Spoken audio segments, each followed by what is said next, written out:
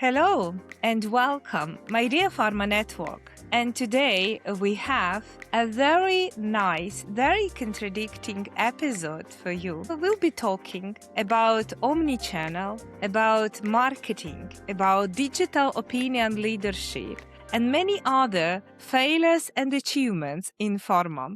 And I have very nice topics for you with a very special guest. But before I will introduce our guest, I want to say you something about what we have been experiencing so far. Imagine we are connecting, we are engaging, and according to latest IQVIA statistics, 80% of doctors still receive very generic communications from us, from pharma. And, only 28% of healthcare professionals, they really think that we engage with them, that we really personalize the messages. So let's start discussing and analyzing why is it happening. And we have a very special guest in the studio, Michael Kirzhner, a professional in commercial pharma field with more than 20 years working in the front lines, delivering all of that experience.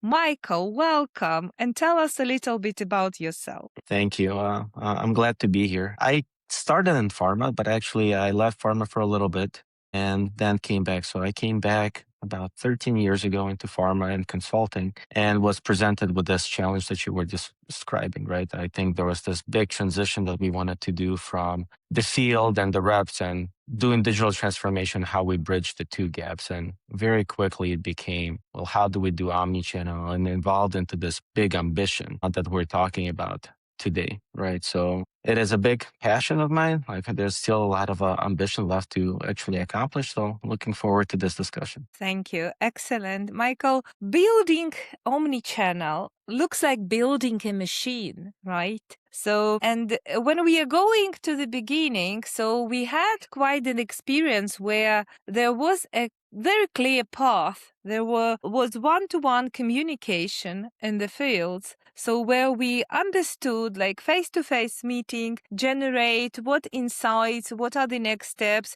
what is going to be online, what is going to be offline, what is the problem? So what are we trying to solve with omnichannel? That is a very good question. I think I'm going to try to draw a visual for us, and I think it will help the rest of the discussion, right, that we're going to have in the next 30, 40, whatever hour. I think the problem is, and you said it very well, right? It was that we had reps and they were able to personalize. They had the face-to-face discussions, and nothing could beat a face-to-face interaction or an engagement and that relationship. However, even if we try to go back further and create a mental image for you and for the audience, imagine you start a company and you're the only one in the company, and you know the story of your company, your product in and out. You know how you present it. You're able to understand the customer. You're going to go and meet the customer. You're going to present the product. You know how to support it. You understand their problems, and you kind of navigate that conversation in a one-to-one setting, just like the reps do. And not only that, if you're interrupted, let's say you have a lunch, and you were in the middle of a story, you got interrupted, you are able to then use other channels of communication, like your phone. You could send an email. You could direct them to a website. You know exactly which web page will be appropriate to continue that conversation. So you're kind of that one brain that is leading that conversation, right? And I think the problem that we're trying to solve, or that came up, is that the world was changing, is that reps were not the only ones that were directing the messages to the doctors. We needed to evolve and have digital to be one of the channels where we're able to communicate, and it was new to us. So we had to evolve digital. And not only did we have to evolve digital, we wanted to almost create that feeling that I was describing of having a conversation of a company as one person to a doctor or to a customer as another person. And I think the other problem, besides doing the digital transformation and evolving our digital capabilities, was how do you retain that capability, that feeling, with the growing number of parties that are involved in that relationship between the company and the customer, right? So you have all these people that are trying to communicate your message, but they might not be aware, right? So for you to do that picture that I described I think there's a few essential elements that I'm gonna put out right now, and then I think we could dive deeper into them in the later stages of the conversation. But I think the few elements are, well, to continue the conversation, I need to have a very clear context of that customer. Where do they stand? What part of the story they already understand? What they don't understand? What is important to them? What is not important to them? What type of personality they are? So you have to understand the context and the person to start with. The second thing you need to do is you have to make some decisions, right? When we talk about decisioning, but you have to make some decisions around, well, given that understanding, what am I going to do to continue down the path of telling them the story that I want to tell them, right? And build that relationship that is symbiotic and it's good for them and good for me. And thirdly, right, and that's where actually the problem comes in, is I am now in a world where I am not the only mouth, right? Like there's different places where the message could actually exist. So now that I know what I want to do with a doctor or with a customer, it doesn't have to be a doctor. Who should be doing what and what should be said, that coordination. So like 3 pieces: context, making decisions on what should be done, and then coordinating the various teams to actually say that message in a coherent and orchestrated, right? That's the word that we like to use, manner. So that's the problem, I think, at the core that we were trying to solve. This is such a beautiful story. This is such a beautiful story. As to lead the conversation from the company, like with the thousands of people employed doing the job, like the same person. So to make sure that this message is not only logical, but it is also connected to the experience of a healthcare professional, of the connected party. That's a beautiful story. You know, every problem we have today, we're trying to solve, is connected to the fragmentation of this story, because many of us are seeing a lot of elements are fragmented. And I believe many of us are thinking that it is a technology problem over there because the story is fragmented. Is it sound for you like a technology problem? I think it's multi-layered. Technology is just another symptom, but I think the problem was just a general fragmentation, right? As we started to build departments, as we started to have commercial, the field, and we built marketing and the agencies, as we have medical, as we have clinical research, we have all these parties that are interacting with the HCP, right? So I think the problem started way before the technology, is that we as an organization had a problem that was specific that we were trying to solve for the HCP or for a doctor or for our customer. And we deployed resources to create departments and teams around it. And we became experts in solving that one individual problem. And that's how fragmentation began. So now you had a fragmentation starting from the departments, how they do their work, and then they build their technologies to support their specific work. But orchestration or the actual coordination was not the goal yet. So the technologies became a problem because they were solving one problem, and they started to create the fragmentation and what we call actually a technical debt to remove that problem of fragmentation. So like, how do you actually go back from being an expert in one function to also being an expert, right? Or become an expert in coordinating all those functions. And I think that's what we're facing today. It's really true, because this is what we are experiencing. And very often I'm having such a feedback, like even, you know, the people are starting to be tired that the technology itself is only interested in like particular piece of the problem, and very few companies or technologies are giving the holistic view on the entire process, which we are trying to embrace here. Sometimes even implementing the technology, launching the channel is becoming the achievement. Do you think? the achievement is in the technology launch or in the transformation story, or the achievement is some outcomes of the programs, because as you just mentioned, the outcome must be this coherent conversation from the company place, right? So have you found yourself in such situation when the story was more important than the outcome? Yeah, and I think there's two different outcomes, right? There's the outcome that you're describing, there's the outcome for the HCP. And I think, just like I mentioned, we are so functionally focused, right? And we became such big experts in the function. We haven't learned yet how to create a function of orchestration. And I think that's going to be the next evolution. So I think what happened was we've continuously evolved our different functions. So the field was evolved, we evolved digital, we evolved all these different places, and we built technologies, right? And we told stories of success, right?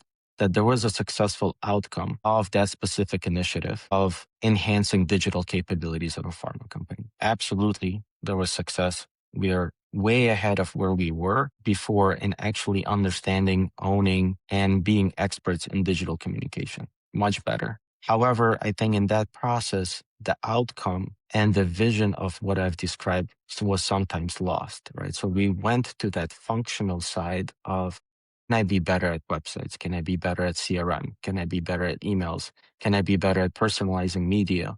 And all those things improved, but there was not that unifying glue of saying, well, are we actually having across those channels the same cohesive understanding of the customer, of the HCP, so that one channel could pick up and lead the other channel? And I think some of the challenges that we're facing with orchestration, right, and where we're losing the vision, is that the functions are picking up that responsibility of coordinating everybody. So it's almost like having, like, maybe I'm going to give another visual for the audience. And you imagine that you have a strategy, right? And we are very good, like at least the company I work with is very good at strategy. We know our customers. We know what we need to do in the marketplace. We're able to articulate it. We're able to build cohesive strategies. We're also very good at executing strategies within a function, right? So, but what happens is that strategy, the 10 functions, imagine like 10 people, they go into a room and they listen to the strategy, and everybody's writing down notes of what is the strategy and how they should actually coordinate with each other. So everybody's taking those notes. And then what they do is they go back to their function and they build their systems and their processes to not only do their functional job now, but also they layered on a responsibility that they took on themselves to orchestrate and coordinate with other functions. And that's because we haven't learned how to actually do it very well from the center. So that orchestration is not a separate function yet. And I think we're going toward that direction because we want to create that experience, and it will be an evolution. But by having the functions take on the responsibility of the orchestration, they're building the rules, they're building their understanding of the other channels, and they cannot do it at the scale and at the right investment and still do their jobs effectively. I think that's a little bit of a swirl and a struggle that we're living in. But we've made so much investments and also progress in all of those functions. And we should celebrate those outcomes. We should celebrate those successes. But I think sometimes we lose that touch to that ultimate vision of like, do we have a coherent understanding of the customer? Can we make a customer-centric decision that is not at a function level?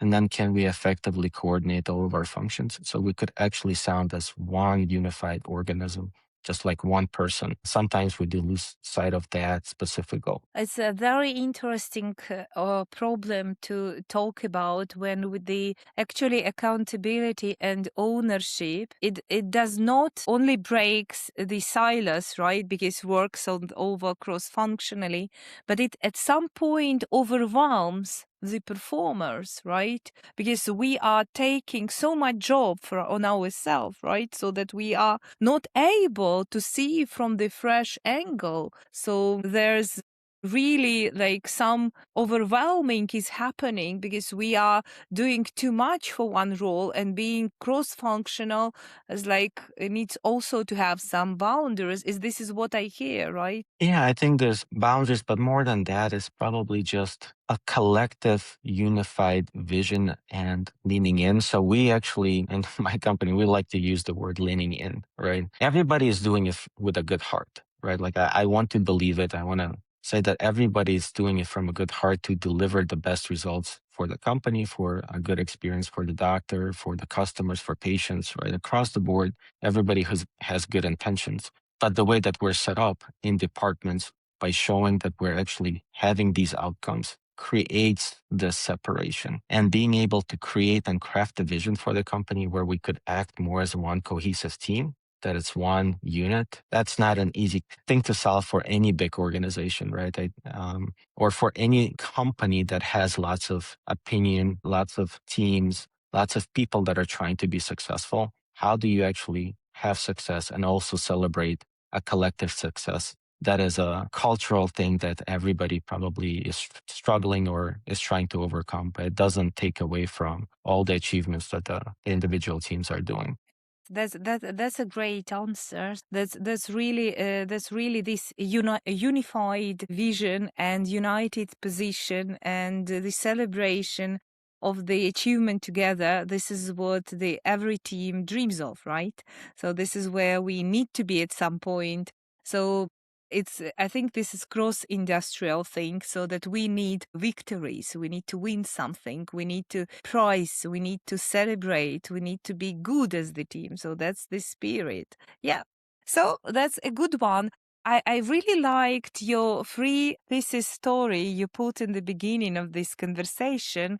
So which brings us to the honest conversation about the honest state of omnichannel today. So that means where we can actually talk. So where we are in 2026 as the industry with omnichannel. I think we're progressing. I think we went through different stages of omnichannel. As I mentioned, we were very field centric. We didn't take control of digital. So I think we've evolved to really elevate our digital capabilities. So if we're going to talk about omnichannel, you have to have a step of multi-channel. And actually, can I do multi-channel? Do I have enough channels to begin with? Right? I think the industry has done a good job at actually enabling and learning and evolving into different channels beyond the field.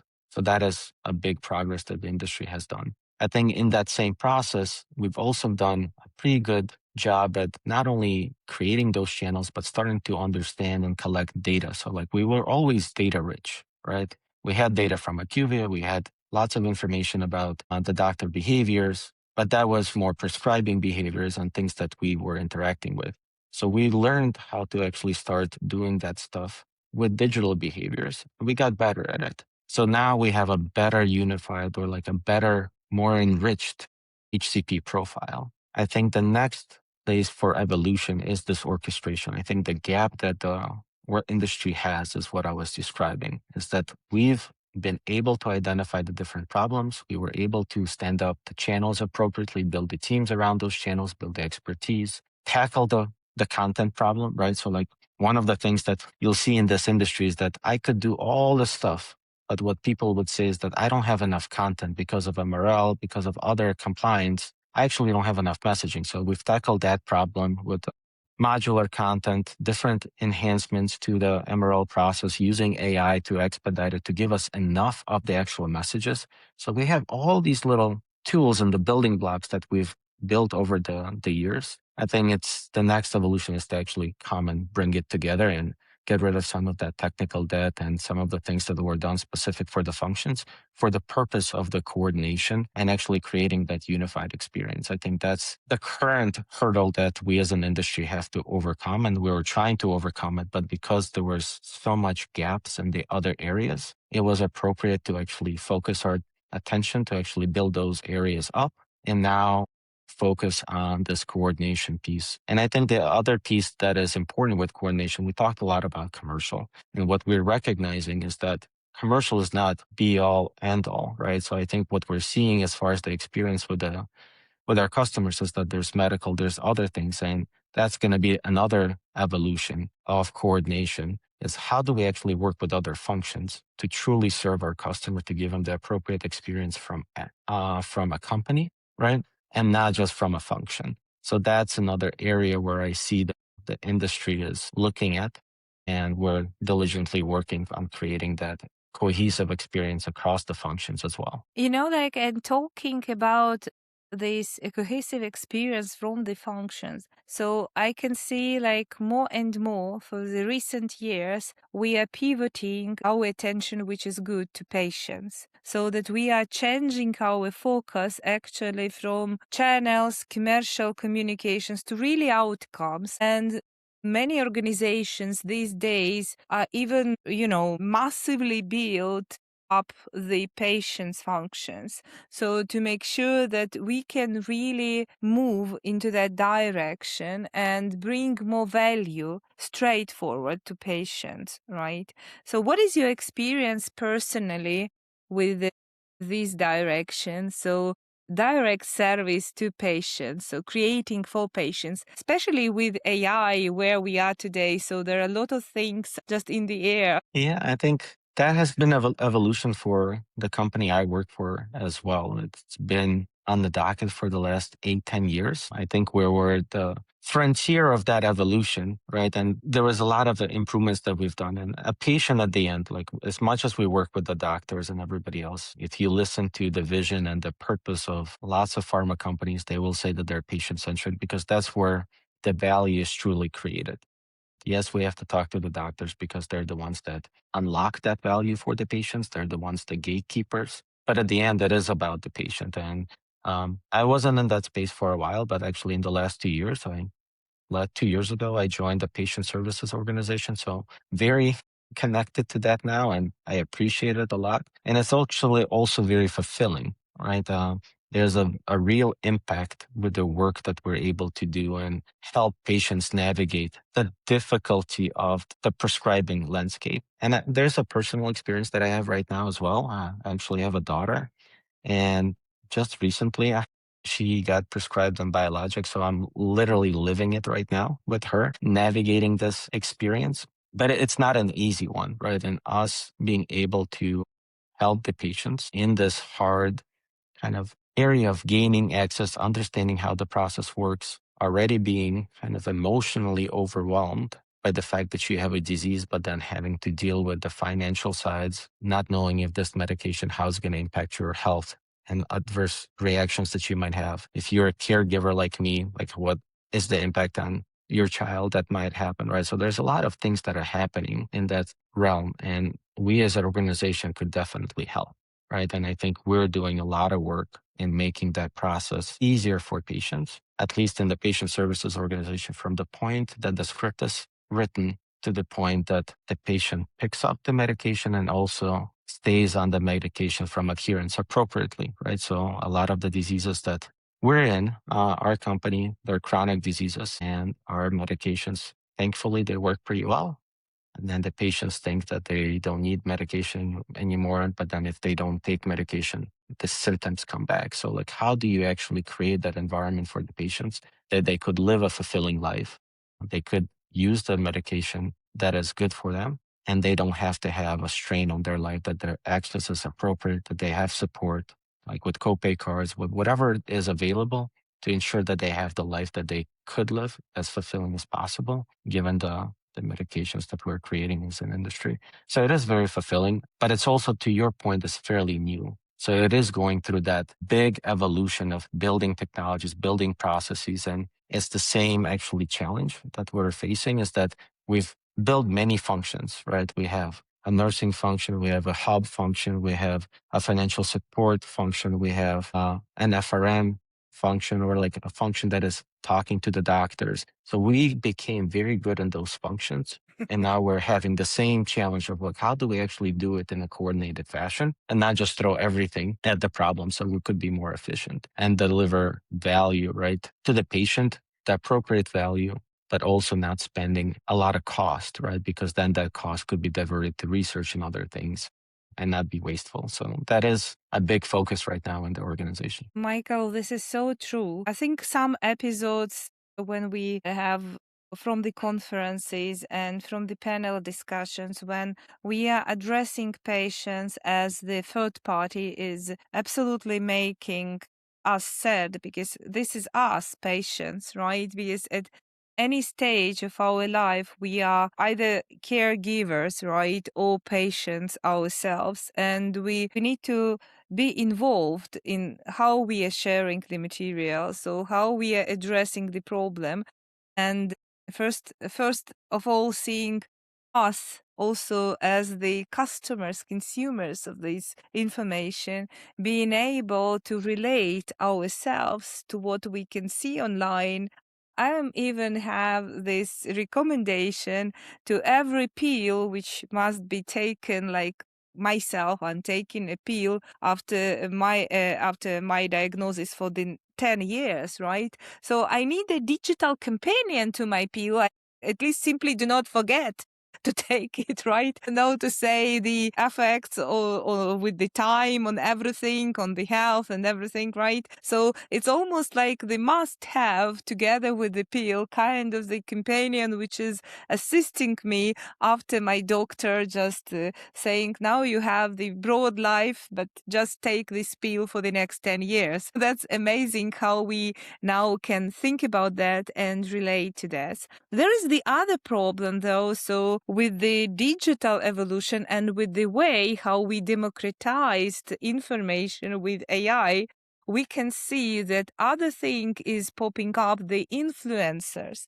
digital opinion leaders who really, have a huge impact on us patients as well. If the digital opinion leaders, the healthcare professionals themselves, they do have this impact on the professional environment. And according to the latest IQVIA data, like 43% of healthcare professionals in US are affected by their decisions by their fellow healthcare professionals who are making these suggestions, recommendations online in trustful networks and so on, but still. So let's talk a little bit about that. What is your opinion on digital opinion leadership and how we need to work with them? So what is your opinion on that fact? I think it's similar to other evolutions. So like I'm a millennial, right? So like I know social media, like I'm impacted by social media. I think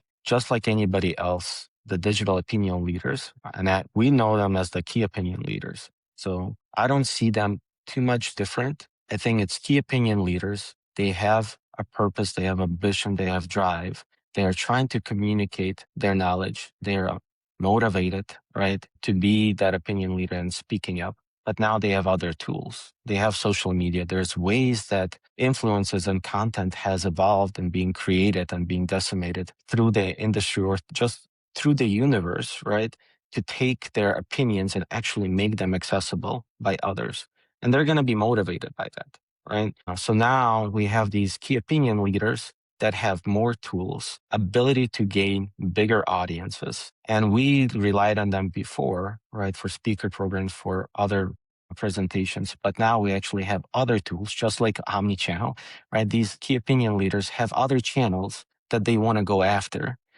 To propagate their message, right, and to use their stance in the industry, right, to elevate themselves. So we as pharma, I think, could lean in, and it's not easy, right? Like we struggle with it, right, to use other channels, and how do we actually leverage other technologies to elevate our messages? I think those are key opinion leaders are struggling just as much, and they're just one individual. They're a doctor. They have a full-time job that usually have a lot of patients. So how do they solve this problem actually using these technologies to become the digital opinion leaders, not just key opinion leaders, but use the digital as a channel? And we as an organization could, I think, help them down that path. We could educate what does it take? What are the options? How do you drive the platforms? How do you create content? What is working? What is not working? And kind of co-create their content with them that is also appropriate for us, right? And maybe what we also have to consider in the digital world, especially in the social media world, what is important is the branded message, which has a lot of compliance, versus speaking more on the science and talking about the disease states and building awareness around disease and using those digital opinion leaders to talk about and creating the right understanding around the disease process, around the different method of actions, around the science, and then follow with brand messaging when that swell of information is being created by these wonderful individuals that are very science focused, and they want to actually communicate that message to the rest of the world that there are options out there for patients. And I don't think they really care for the brand, right? They want to make a difference for the patients. The brand is one of the delivery mechanisms of how that science could be delivered, right? But allowing that path, I think, could be something to be explored to create a bigger awareness of what the options are for the patients. Exactly. That's the where we are. So there's this, very, very small, but very big meaning in this differentiation, the commercial communication from communication with digital opinion leaders who must be rather co-creators, seen as partners, not as a commercial channel where the entire communication must be not commercialized, but rather co-created together. So where we are taking care about the audience who are taking this advice seriously from the scientific perspective, from the medical perspective, not of the promotion perspective. So that's absolutely very important in this relationship. This is very difficult to manage because this opinion leadership, so this also drives crazy amount of work on the content side, on the channel side. So we need to be cautious about how we can support them with all of that. However, this is absolutely necessary because we are, from the ethical side, we are fighting the misinformation which is on these exact topics could be appearing online anytime, right? And talking about anytime, we haven't touched really AI in our conversation, but these days everything is about AI, and I cannot hold myself, need to ask you. So how do you accept the AI as accelerator, as disruptor, or the illusion, or the helper? What is your opinion on AI for us, for pharma industry? I think AI is wonderful. I think it's scary for many reasons because there's a lot of unknown, but it's absolutely could be wonderful. It's the best assistant that you could probably find, right? So it could be a big enabler, accelerator. There's lots of problems that we're trying to solve as an industry, right? As far as data cleanliness, accuracy, coordination, bridging those gaps and fragmentation. AI could actually help, I think, with that, but you have to be intentional about it, right? You have to do it and set your processes, your work, that AI could actually go and sit side by side with you and elevate some of the things that you're doing, some of the gaps, some of the things that you were trying to do with decisioning or personalization that were just not easy to do. I think AI could really close that gap and accelerate a lot of things in commercial, in communication. I'm not as close to research, but I am very hopeful that AI could really help us accelerate research and be more efficient in how we're directing our investments, right, to find new medicines. But AI should be also thought probably strategically as well. We use the word AI, but there's a lot of portions to it, right? There's the chatbots, right, and the ability to interact. That's one portion of AI. There's an experience portion of that AI gives us for the information. We're also learning that there is AI that is able to not only do chatbots for general information, but how do you use it with your own information, right? And then it becomes a way to navigate your organization, interact with your organization in a way that we've never been able to do, and break those silos, find the information, find the answers, connections, and bring the organization together by allowing AI to get access to the information. And when you ask it questions, help you build the bridges and the connections. And so thirdly, I think agentic AI is going to be very, very interesting when you're able to have agents as your coworkers and able to do some of the work that we were struggling with, right? Doing the MRL reviews, giving you opportunity to understand the risk, able to give you not only effectively have the module content, but give you now so many different variations, right, that you're able to test with that before was a struggle to create the amount of throughput in content. So I think there's lots of opportunities once we put our minds to it, and it will change our industry, will change lots of industries and probably all of our lives. That's very, very true. So where we are heading with this acceleration must help us in different spheres and must help us not only just accelerate, but to become better. So we already can all feel the speed, the amount of work we are able to do, the amount of things we are able to know. And it's really exciting at the moment, right? So we are exploring AI without boundaries, because in the future, when the boundaries will be clearly established, who knows? So will be such exciting journey, or maybe more regulated. Let us live and see, right? However, now it's absolutely right. We should have it at every step of what we are doing to make sure we are better versions of ourselves. Well, I'm at this time in our conversation within the very nice section, which I need to ask you questions, very direct questions, which are just requiring one short answer.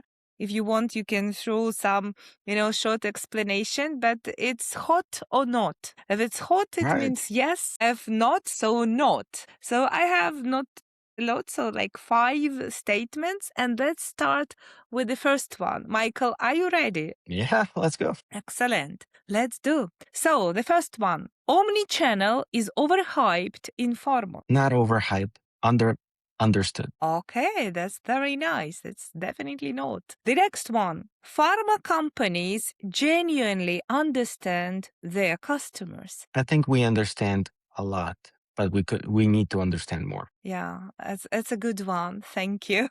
So it gives us hope. The next one, AI will replace pharma marketeers. It will evolve pharma marketees. Thank you. So this is where we are heading, all of us. We are going to the evolution. We are going to make sure so we can do better. The next one, digital opinion leaders outperform key opinion leaders for healthcare professionals' influence. I would believe so because they use better channels. They know how to use what is out there to actually get their opinions out. So this is where we are going. So we are going to have all these signals, all unified position. That's so nice. And the last one, more data always means better decisions. Good data, not more data. Appropriate data. I think clean data that is actionable, but not more. I think we have a lot. I think we need to make it better. And to make it better, less fragmented, more connected. So to make sure it is supporting our decisions. So that's great. Michael, so at this closing part of this conversation, so as always, I ask our guests to give the advice to the audience. So if you will see, like genuinely, this omni-channel journey we have described today, and tomorrow or 2 hours later, you will meet one of the listeners, your fellow commercial marketeer. So what you will be advising to them? I think have the biggest advice that I have is like have a very clear mental image of what you're actually driving towards. The thing that I started with in the beginning, it's really easy with the amount of work that we have to do to get distracted, to go on a tangent, forget the purpose, right? Remember kind of that mental image, create a vision for yourself and kind of check in on the work that you're doing. Are you going toward that end vision or are you creating a barrier to that end vision? Then we're not going to get to the end vision in one swell swoop, one step. But as you're making steps, knowing that end destination, I think is super important. Sometimes we lose sight of it when we put our head down and we work on an initiative and we forget why that initiative exists in the bigger picture. That's absolutely amazing. So to be true to yourself, to understand truly where you are going, to keep your goal, clear and keep this focus actually will help. So, Michael, thank you so much for your time and for your nice, transparent, and very thoughtful conversation. So there is a lot of advice in it. So through the conversation, I believe all of our listeners will be making some notes, some mental notes, will be reaching out with questions. You know where to find us on LinkedIn, you know where to follow us. Michael, if you want to say anything, if this, conclusive words, so please go ahead. Maybe the last thing that is coming up for me is be patient. We're gonna get there probably. I believe we're gonna get there. It depends how long it will take, but we will get there. Be kind of gentle with yourself and your teammates, right? I think kindness and being able to create that collaborative environment is going to be super important because of the fragmentation. We have to come together. So be gentle to yourself, be gentle to your colleagues, be kind. And lastly, I think as much as we talked about, hey, there's outcomes and we kind of sometimes lose sight of the end vision, celebrate successes, even though you didn't get to the destination. Every little step is important. It's important to celebrate that success. So those are the three things, right? Patience, be kind, be gentle with yourself, and continue to celebrate the successes and enjoy the journey. Thank you. That was Michael Kirzhner with us in Pharma Talks. So we are all proud and really thankful for this conversation. So please follow us, reach out at LinkedIn. And again, thank you and goodbye. Thank you so much. It was a pleasure.